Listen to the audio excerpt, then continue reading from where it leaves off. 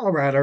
Welcome back to the GSMC Wrestling Laureate Podcast, produced by the GSMC Sports Network. So what we recently spoke on was the NXT review. Kind of took a little longer than I expected, but hey, NXT it's stand and deliver. This is WrestleMania. This is WrestleMania season. Like if this show doesn't overlap maybe 30 minutes after this after its end time, then I, as a wrestling podcast host, I have failed you. I've failed you. No, I didn't. No, I'm just kidding. No, we got to stay within the times. If you want to catch me, I'm also on YouTube, creating shorts for the GSMC Wrestling Laureate Podcast, so you can catch me there as well. But anyways, like I said before, we get a number of questions from the viewers, like you, during the show. To ensure your question gets read on the air, I ask you to use the tips and donations link at the gsmcpodcast.net. Also, this brings your question all the way up to the top so we can talk. You can tell me what I've done wrong. You can tell me that I'm babbling on like an idiot. And also, why am I in love with Obafemi? You can also you can criticize me. You can tell me what you like, tell me what you don't like. But we love positive. We love positivity here. We love peace, love, and positivity here at the GSMC Sports Network. So, like I said before, once again, the link is at gsmcpodcast.net so we can have a little fun. Text me. Don't leave me all alone, all by myself. Don't want to be I'm just kidding. Anyways, moving on. So we have the All Elite Wrestling preview. Um, so far, All Elite Wrestling has kind of stole my heart. It's kind of stole my heart. I like these superstars a lot. I like the way that the creative team is handling the situation in Tony Khan's promotion.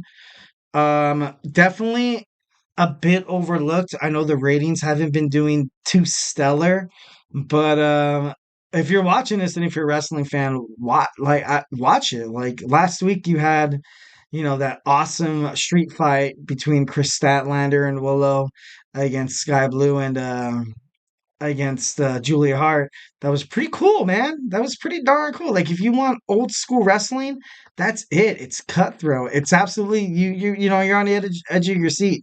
Somebody was drove through the thumbtacks twice in one day. No, I lied. I'm sorry. No, that was Darby Allin during the AEW Revolution. But anyways, they tried to fill Chris Statlander's mouth with thumbtacks. That should just like draw you in automatically. And if it doesn't draw you in, you're not a wrestling fan. You're not a wrestling fan. Go ahead, pick up your stuff, and no, I'm just kidding. Don't leave. Please don't leave. Anyways, but AEW, it's pretty badass. That's kind of what I'm trying to hit at here. They're live from Quebec City, so they're still in Canada from Toronto last week.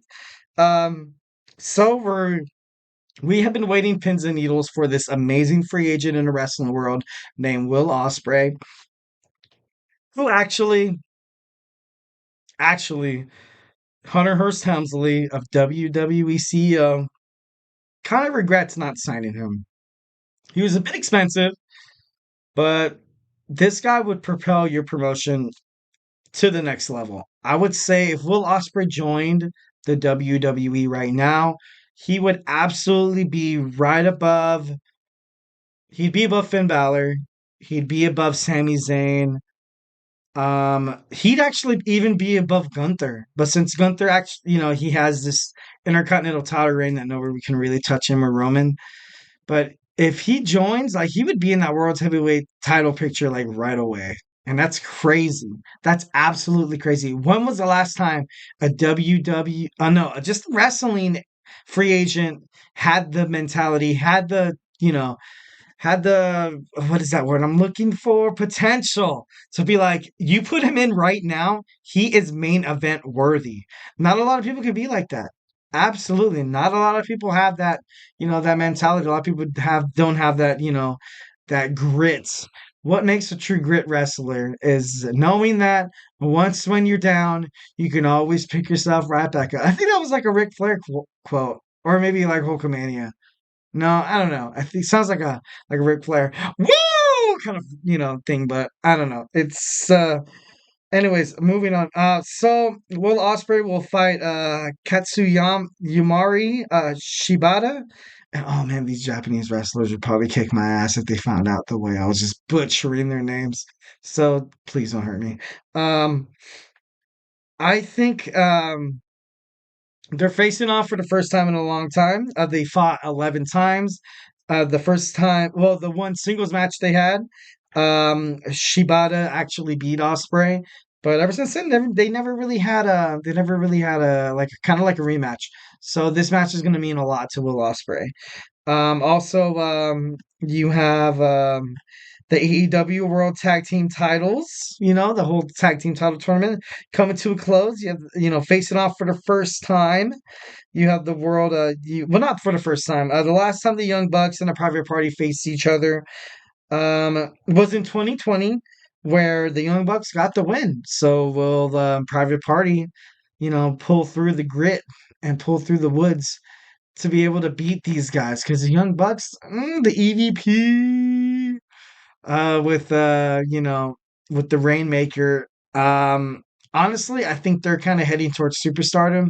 I don't want to say they're kind of forming like a Judgment Day, like kind of stable here, but I think they are gonna win this tag team, the AEW World Tag Team titles, just to kind of establish that credibility, because right now they're hated by the crowd. And what makes the crowd more upset and more grueling and more aggressive toward a team who holds the most prestigious thing in the business, which in their case is the AEW World Tag Team titles. So I don't see a reason why they won't be tag team champions, at Dynasty. But who knows, it could be like, maybe somebody else would win. Like maybe I will win. I need a tag team partner. Does anybody out there in the wrestling world want to be Eric's tag team partner? I swear to God, like, I give me like a good 2 or 3 decades to get in shape, and then we are ready. Me and you, bro. Me and you are ready to face for the to compete for the AEW World titles. And I'm not lying. I'm not, I'm just kidding. No, I can never be a wrestler. That'd be crazy. Absolutely crazy. Just airports, like right off the bat. Do you know how many weird people I've encountered in airports? Oh my God. Like there's this one guy, like I was in a bathroom stall and he was, no, I'm just kidding. I'm gonna finish that one. But anyways, like main of the story is that the Young Bucks will probably win the AEW World Tag Team title tournament. So, thank you for that. So the Undisputed Kingdom's also in the AEW World Tag Team Tournament. The Undisputed Kingdom, like every single time I want to say the Undisputed Era, I miss Adam Cole being in WWE. He belonged in WWE, and because of a couple of poor writing and bookings, and Vince McMahon's still in charge of the talent, I think they lost a lot of those wrestlers like Keith Lee, Aleister Black, Roderick Strong. You lost basically all of the Undisputed Era stable, and it was just devastating. It was crazy because even when you were watching NXT back in the day, like you kind of see all these people leave, and WWE, because they're not in partnership with AEW or New Japan Wrestling, Impact Wrestling, or or anything above. So because WWE is an entity by itself, when people leave WWE, they write them off. Absolutely write them off. There's no continuity. Which is kind of weird because I think last podcast we talked about how Sting was very reluctant on joining the WWF, Vince McMahon's promotion.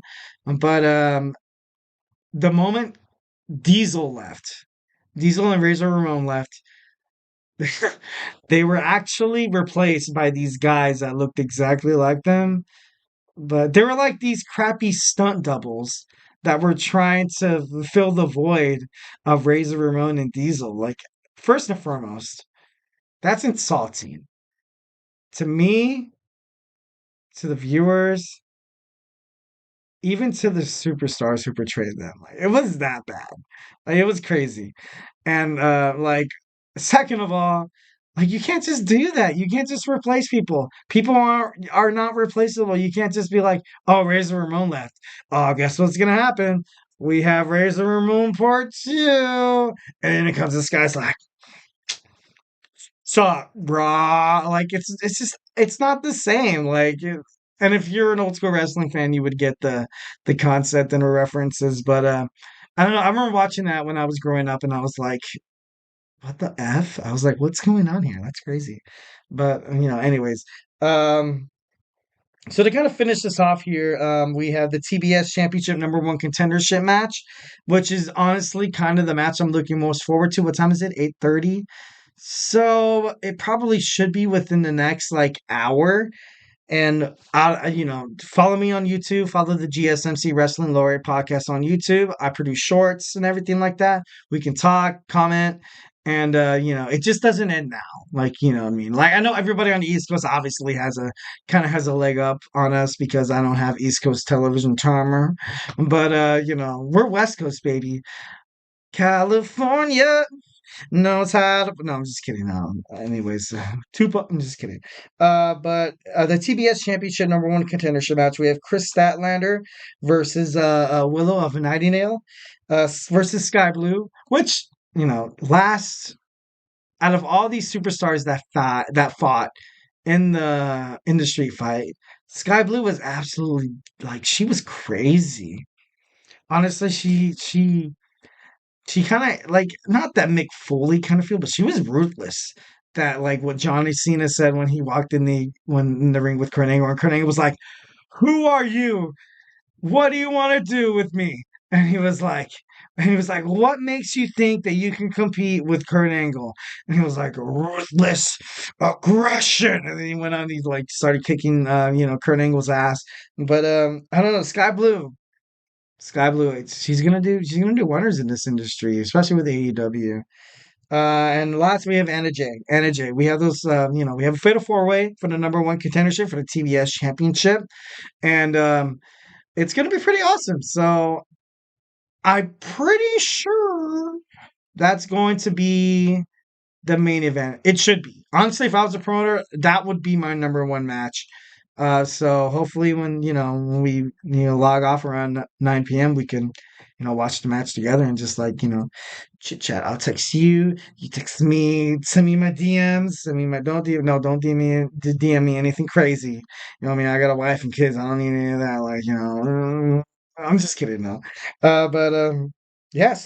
Who's gonna face Julia Hart at AEW Dynasty?